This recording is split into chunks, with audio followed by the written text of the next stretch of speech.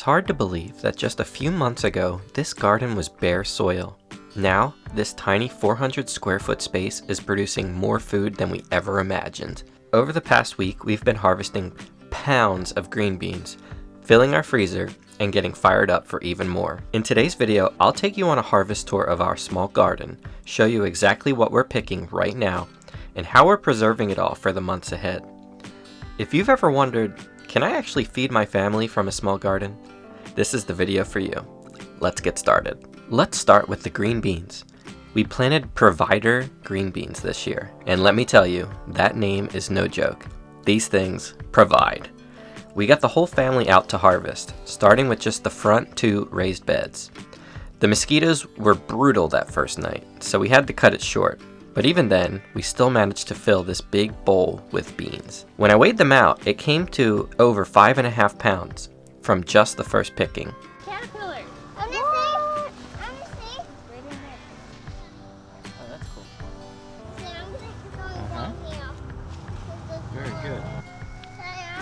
There's a Big lot cluster of there, yeah. Let's take them all. You finding them, Matthew? Yep. All right. What are you showing me? These. Wow. Can I take a picture of it? Wow. Look, Daddy. Look. Good job, Mommy. Take my picture. Do you see how much I'm picking? Yeah. You're like the master. The next morning, we started prepping them for the freezer. Lucy and Stephanie cut the beans in smaller pieces, and we boiled them in a big pot of water to blanch them for 3 minutes. Then we gave them an ice bath to stop the cooking process. Alright, got all these beans in the ice bath. Now we're going to dry them off and load them up into freezer bags. After drying them out on a towel, we vacuum sealed the bags and stacked them in our freezer. That first harvest gave us about 8 bags of green beans, and honestly, that just fired me up to put away even more food for storage. The next day, I went back out and picked another full basket we missed the first time. That was another 5 pounds right there. This time, I'm planning to pressure can these, which will be a first for me.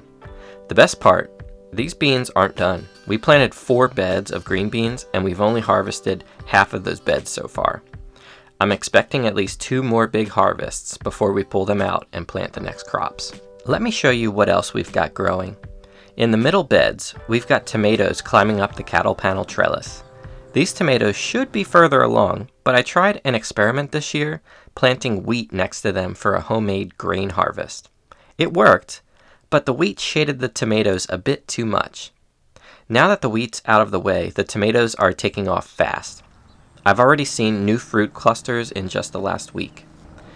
We've also got cucumbers climbing on one side, melons on the other, and a loofah plant that I thought died earlier this spring, but it came back. There's also a squash that's starting to climb the trellis, and I can't wait to see how this looks next month when it's fully covered in foliage and hanging fruit. In the back rows, we've got some perennial beds. Here's a bed of Jerusalem artichokes. It's in the sunflower family and about to start flowering. It's beautiful, but it's also kind of invasive. The roots are starting to creep into my onion bed, which has stunted the onions a bit. Over here is our asparagus bed. It's gone to seed now, so I've been saving the seeds from these red berries to plant more for next year. The strawberries did okay this season, but they need some weeding and extra care to get ready for next year's harvest. And this last bed, that's our walking onions. They've been struggling, but I planted almond agaricus mushrooms all around the base of these plants and throughout the rest of the soil in this bed, and suddenly I think the onions are looking healthier because of it. And even if the onions still don't take over the bed, at least I'll still be harvesting mushrooms. Now we're not just harvesting out here, we are still planting a lot of things. You'll notice I have 2 rows of green beans here, and this one is a few weeks behind the other 2 that you just saw us harvesting from. And you'll notice how big and wide and bushy they get. They go crazy once they start to produce. In this middle here, you'll see there's lots of weeds here that I'm about to pick out. What I'm gonna do is remove these weeds, and I'm actually gonna be planting blocks of mushrooms. And that's gonna do a couple of things. For one, it's gonna improve the soil life in here, and it's going to also give us something else that we could grow in this raised bed. The green beans really take over the bed, but the mushrooms will thrive in there from all the shade that they get from the green bean foliage as it grows, and it's just going to improve the bed and give us something that will continually give us food throughout the year. Our green stalk towers are a big part of this garden too.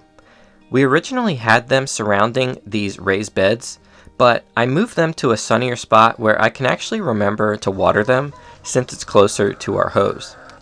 One tower is packed with peppers. We've been harvesting peppers like crazy. We also planted extra tomato plants in the green stalk, and they're starting to produce now too. I was going to trellis these, but I kind of like how they're just kind of hanging upside down out of the green stalk here, so they're doing all right. The leaf tower is full of herbs. I just replanted it with basil, thyme, rosemary, oregano, stinging nettle, mint, and calendula. These towers let us grow all the extras we want without taking up more garden space. Plus, they look beautiful. Finally did some maintenance to my 4 green stalks here. Had some weeds, some really tall grasses growing out of this one, and I just pulled them out, and there were like 6, 7, maybe 8 open pockets in this one where I planted some cucumbers. One is called Space Master and the other is Pickle Bush, and they are meant to be grown in containers, so they're going to do well in this system, and they're a bush variety of cucumber, so a good variety to grow in a green stalk. So I just planted those. They take about 52 days, well, at least one of them did, I'm not sure, but about the same amount for each, so we still have enough time to grow cucumbers in these green stalks, so that's kind of cool. So there's no empty spots in here. All those weeds, you don't have to worry about just weeds in the garden, you have to worry about weeds in your green stalks too. But man, everything's looking really good now. You might be wondering what this green leafy mess is, and to tell you the truth, this is the best growing thing in my entire garden, and I didn't even plant it, right? That's how it works. I had chickens in a tractor here last year, and I gave them some pumpkins. They had some old pumpkins to eat, and a couple of them sprouted that were still here. Some of the seeds were on the ground, and this is by far the healthiest looking thing. And of course, I planted some giant pumpkins. They're supposed to be giant pumpkins anyway, over in this garden, and they are, I think they died, honestly. I didn't think they made it, so it's funny how something that you don't plant performs better sometimes than the things that you do plant. We're still just getting started with this little 400 square foot garden. This is what small space gardening is all about, growing more than you thought possible in a small footprint. If you want to set up a garden like this, check out my book, The 400 Square Foot Garden.